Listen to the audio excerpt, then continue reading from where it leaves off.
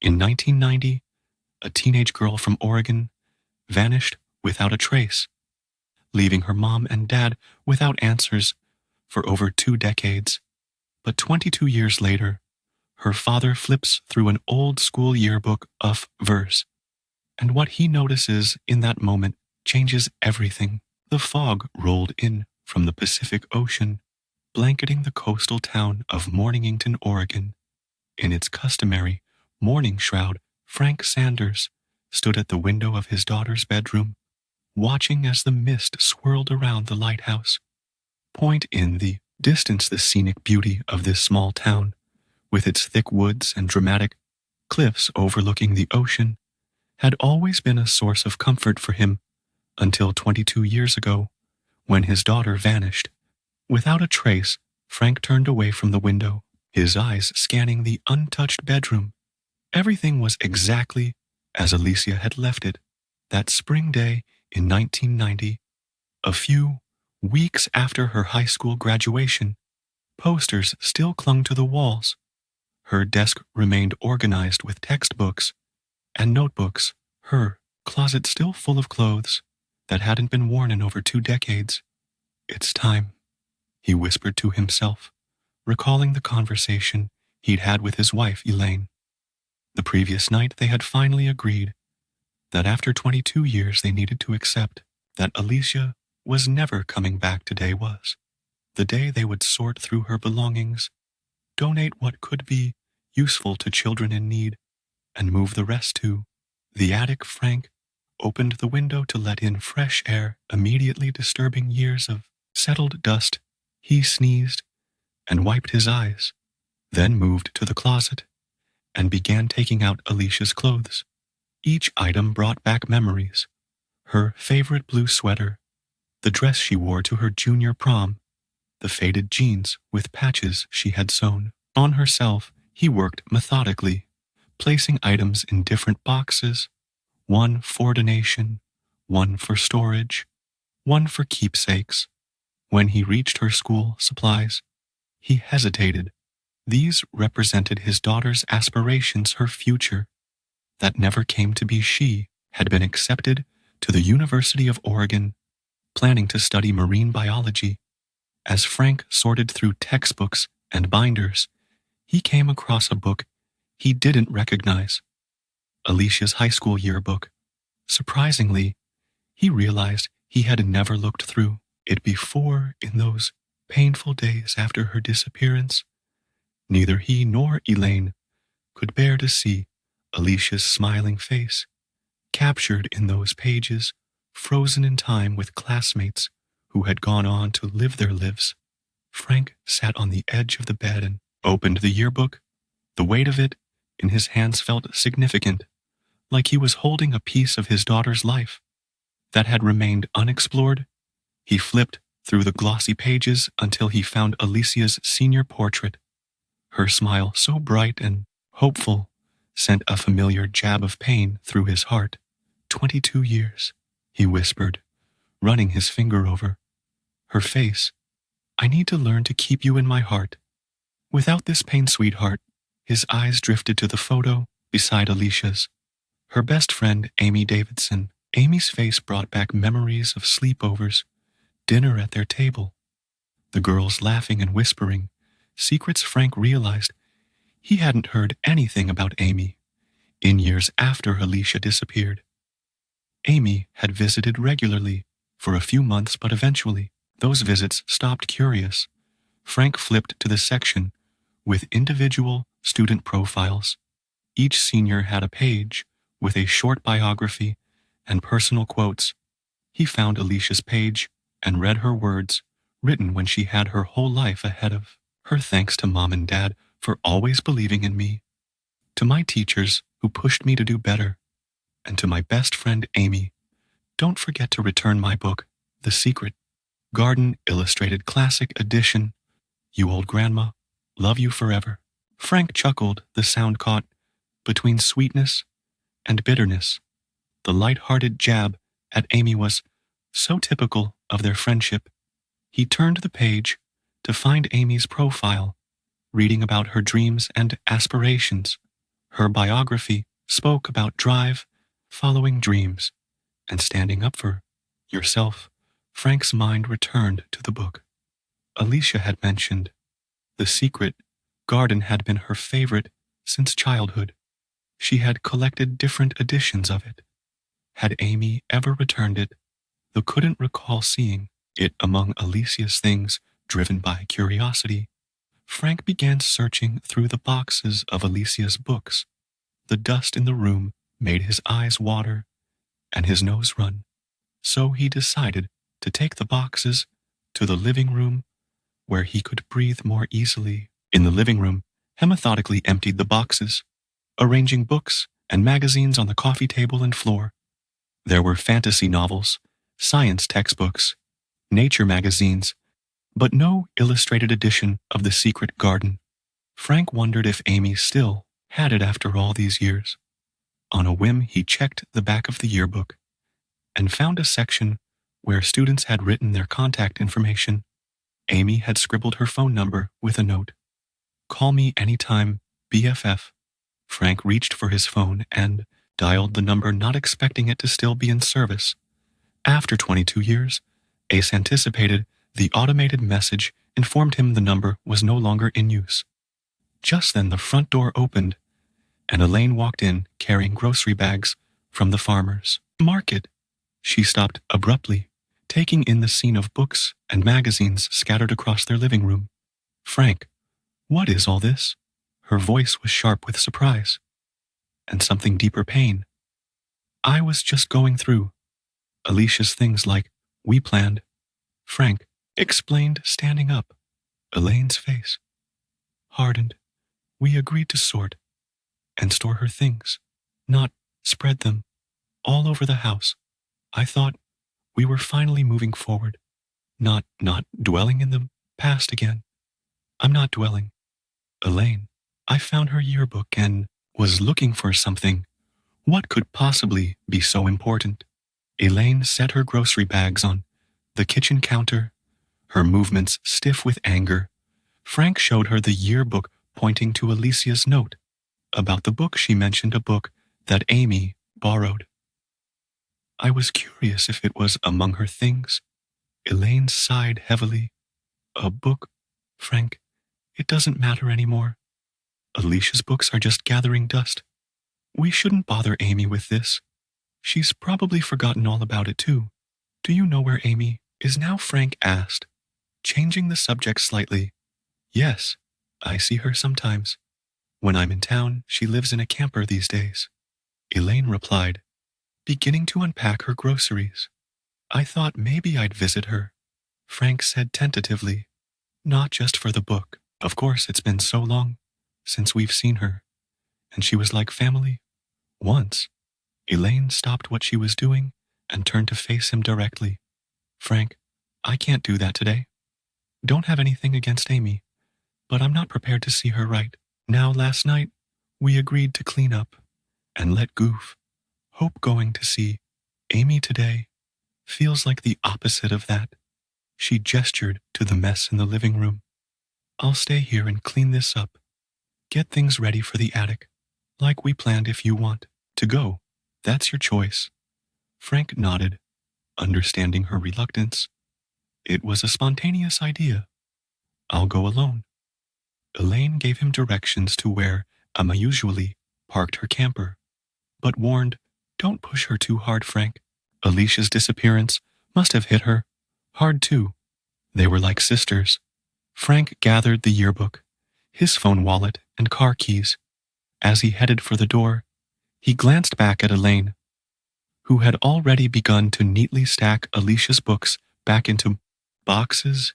He felt a pang of guilt for leaving her with the cleanup, but something was pulling him toward Amy, toward answers to questions he hadn't even formed yet. The door closed behind him as he stepped out into the misty Mornington morning. The yearbook clutched tightly against his chest. Frank drove through the winding coastal roads of Mornington, following Elaine's directions to the camper park where Amy Davidson now lived. The journey took about 20 minutes, leading him away from the town center. to a modest area where several camper vans were parked along a strip overlooking a wooded area. He parked his car and looked around, trying to identify which might be Amy's. There were about a dozen campers of various sizes and conditions. Some looked permanent, with small gardens planted beside them. An outdoor furniture setup. Frank approached a man who was washing the windows of his RV. "Excuse me, I'm looking for Amy Davidson. Do you know which camper is hers?" The man pointed toward a blue and white camper at the far end of the lot. "That's Amy's place. Nice lady, keeps to herself mostly." Frank thanked him and walked over to the indicated camper. It was modest, but well maintained with a small potted plant. By the door, he took a deep breath and knocked. After a moment, the door opened.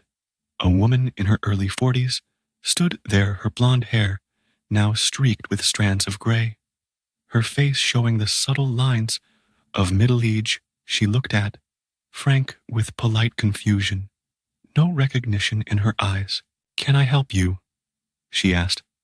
Frank realized with a start that they wouldn't recognize each other the last time they'd seen each other. Amy had been a teenager, and he had been 22 years younger.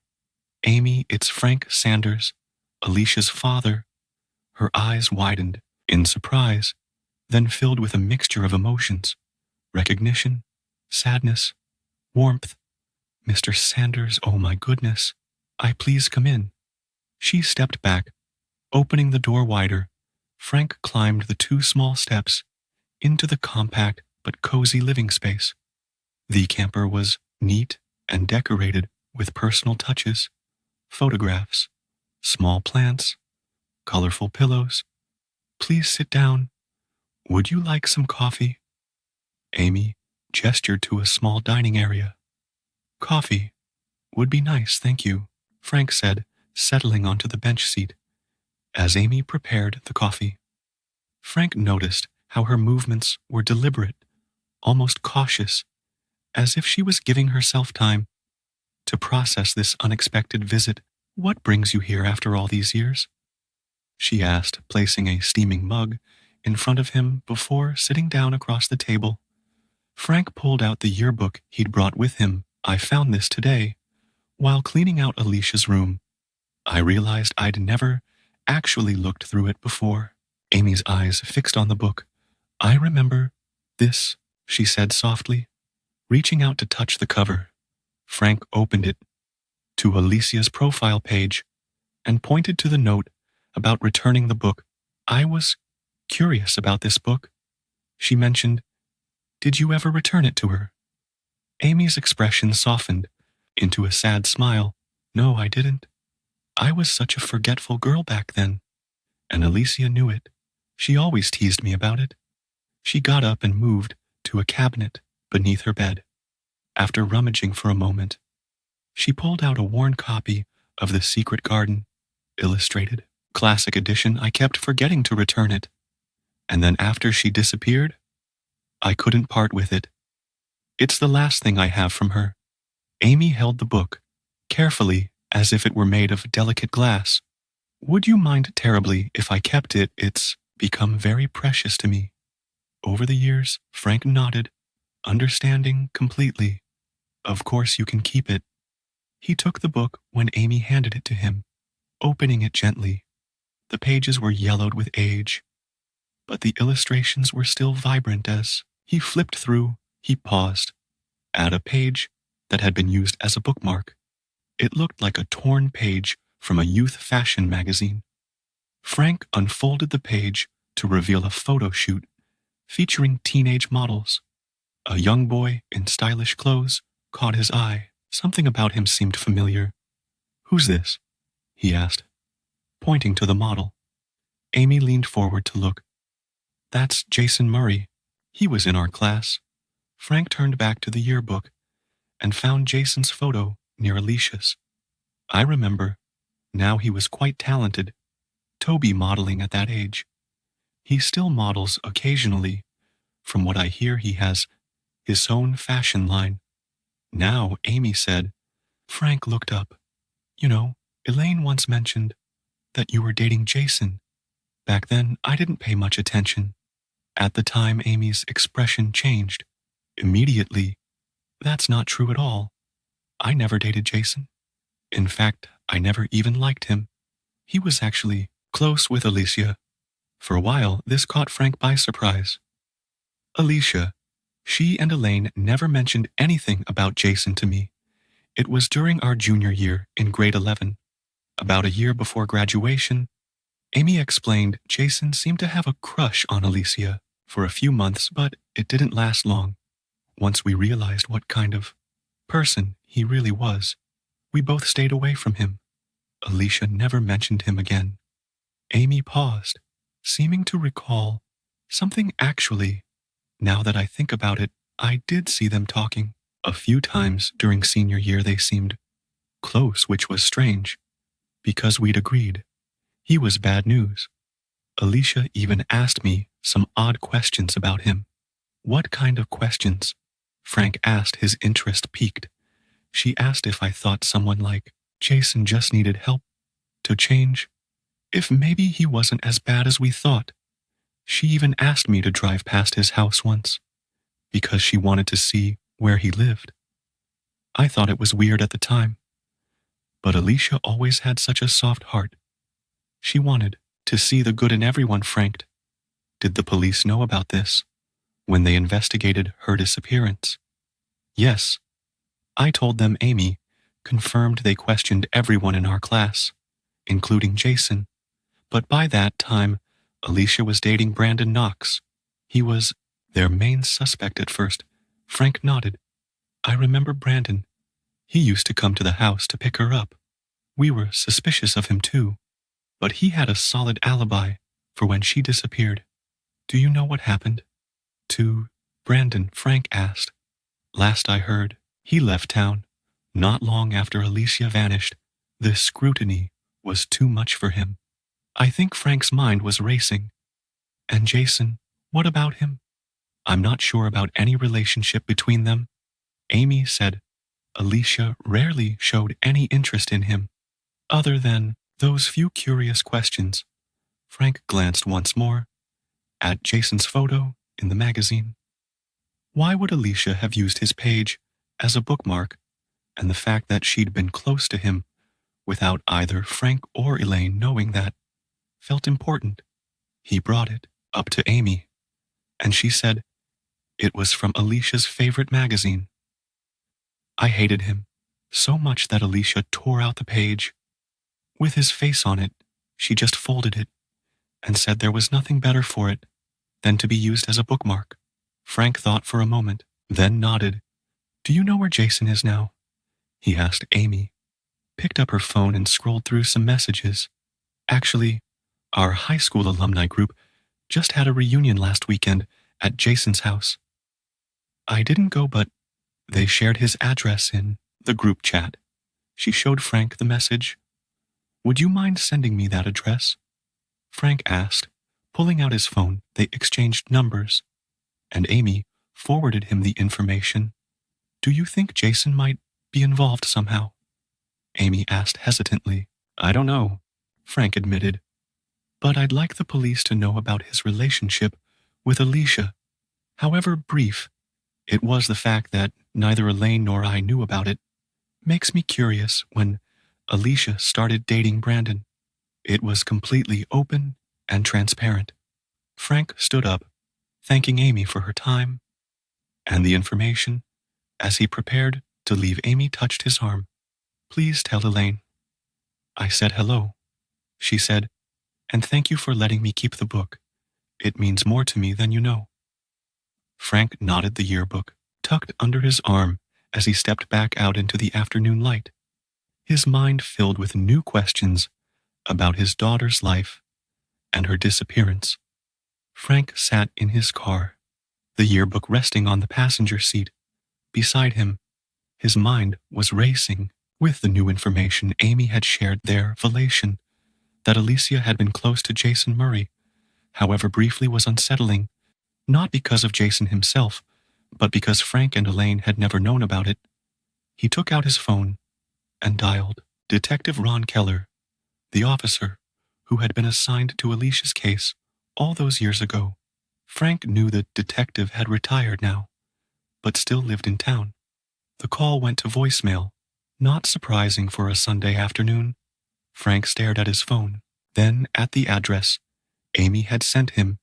He should go home to Elaine.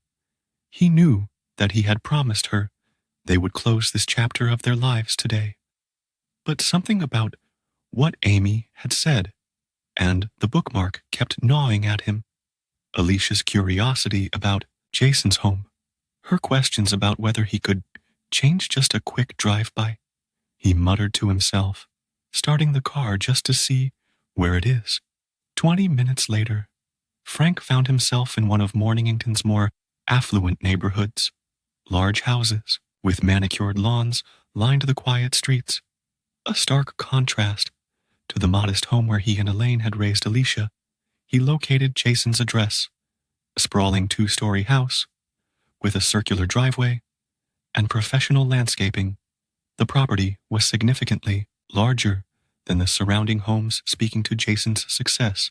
Since high school, Frank parked his car across the street, at a distance observing the house.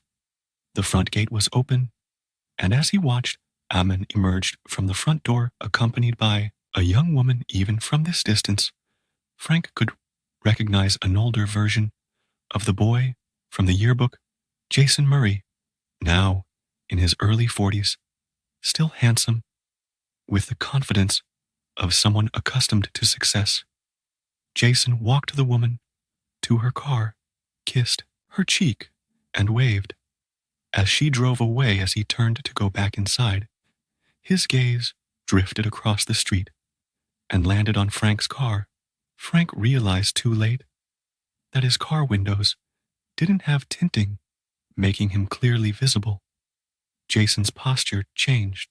Becoming alert and suspicious, Frank decided there was no point in hiding.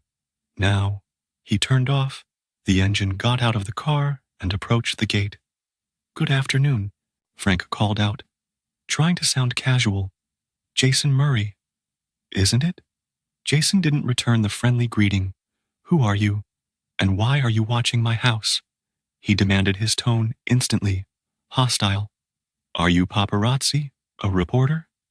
"I'm sorry, I didn't mean to intrude," Frank said, stopping at a respectful distance.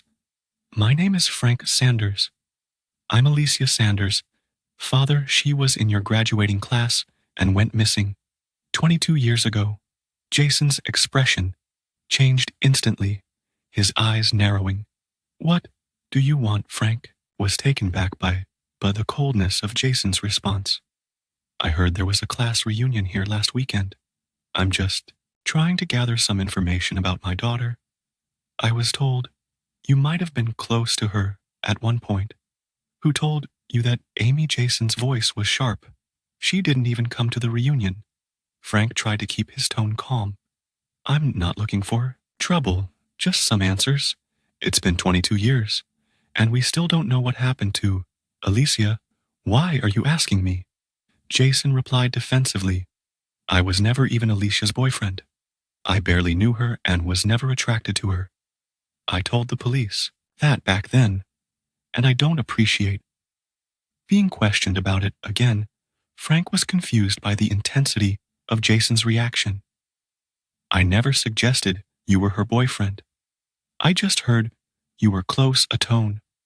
"Point, if we ever talked at school, it was probably because I borrowed money or needed help with homework," Jason said dismissively.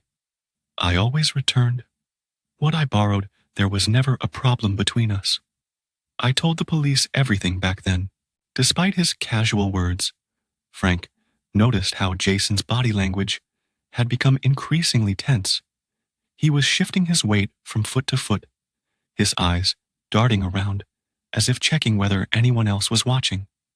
"I don't understand why you're suddenly showing up at my house asking these questions," Jason continued. "I have a reputation to maintain now. I don't want any reporter or the public seeing us together and spreading rumors." Before Frank could respond, Jason turned and strode back toward his house. "You should leave," he called over his shoulder. "I have nothing else to say about Alicia Sanders." Frank stood there stunned by the encounter. Jason's reaction seemed disproportionate to his simple questions. Why would a successful businessman be so defensive about a brief high school friendship from over 2 decades ago? As Jason disappeared inside his house, Frank slowly walked back to his car. His hands were shaking slightly as he gripped the steering wheel. He felt foolish and ashamed for coming here for pushing when Elaine had asked him to let go. "What was I thinking?" he muttered to himself. "I promised Elaine we'd close this chapter today, not reopen old wounds." He started the car, casting one last glance at Jason's house before driving away. If Elaine knew he had come here instead of helping with the cleanup at home, she would be hurt and angry. Frank had allowed himself to be pulled back into the vortex of questions and possibilities that had consumed the first years. After Alicia's disappearance, as he drove back toward town, Frank tried to convince himself to let it go. Jason's hostile reaction was probably nothing more than annoyance at having his Sunday afternoon interrupted by a reminder of a tragic event from his youth. Anyone would be uncomfortable being spontaneously questioned about a missing person case after so many years, yet something about Jason's defensiveness nagged at Frank. It seemed excessive, almost panicked. Was it just the surprise of being confronted unexpectedly? Or was there something more? Frank shook his head, forcing himself to focus on the road he had promised. Elaine, they would move forward. Today he needed to honor that promise and stop chasing ghosts from the past. As Frank drove back into town, his mind kept replaying the strange encounter with Jason Murray. The man's hostility had been unexpected and unsettling. Frank knew he should go home to Elaine, but he couldn't shake the feeling that he had stumbled onto something important. Almost without conscious decision, he found himself turning toward Mornington Memorial Funeral Home.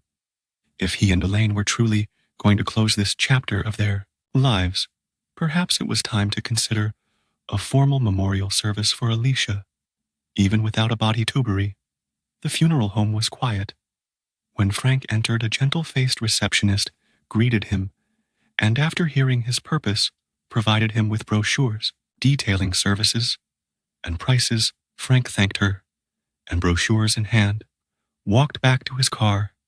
As he opened his car door, a flicker of movement across the street caught his eye. Jason Murray was heading into a hardware store then. Just moments later, he reappeared at the cashier, holding a shovel and a small wooden box. Frank froze his gaze, locked in Jason. As he loaded the items into his car, Frank ducked into his own car, not wanting to be seen through his rear-view mirror.